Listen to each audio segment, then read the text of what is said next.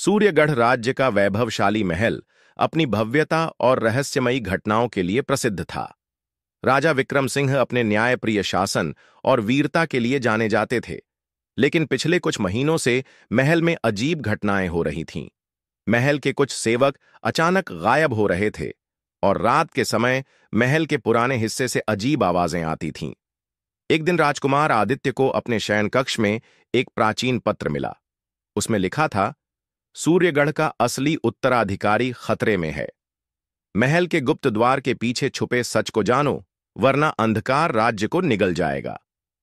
आदित्य ने तुरंत अपनी विश्वासपात्र मित्र राजकुमारी संजना और राजगुरु महादेव से इस पत्र की चर्चा की। राजगुरु ने कहा, यह महल सदियों पुराने रहस्यों को छुपाए हुए है, लेकिन जो भी इस गुप्त द्वार की ओर गया वह कभी लौट कर नहीं आया। आदित्य और संजना ने एक रात चुपचाप गुप्त द्वार की खोज शुरू की। बहुत प्रयासों के बाद उन्हें महल के तहखाने में एक छिपा हुआ द्वार मिला।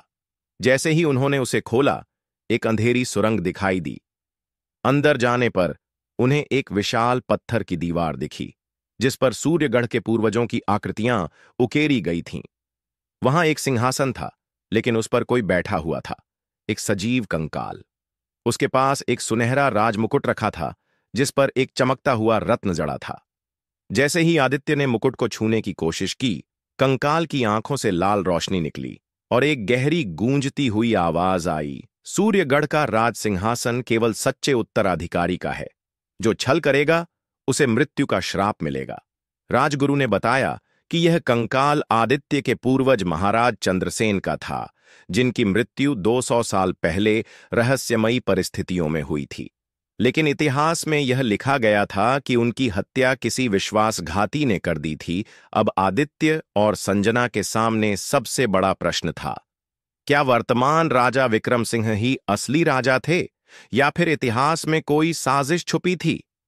आदित्य ने महल के पुराने दस्तावेजों को खंगाला और पाया कि असली उत्तराधिकारी को जन्म के समय ही गुप्त रूप से बदल दिया गया था।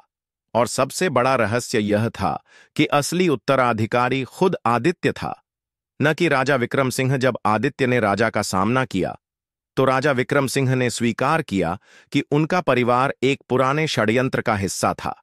लेकिन इससे पहले कि वे कोई और बात कह पाते, अचानक महल में आग लग गई।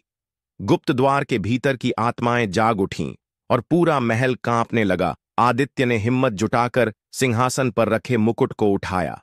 तभी महल की दीवारों पर बनी आकृतियां जीवंत हो उठीं और एक गूंजती आवाज आई, अब न्याय का युग वापस आएगा।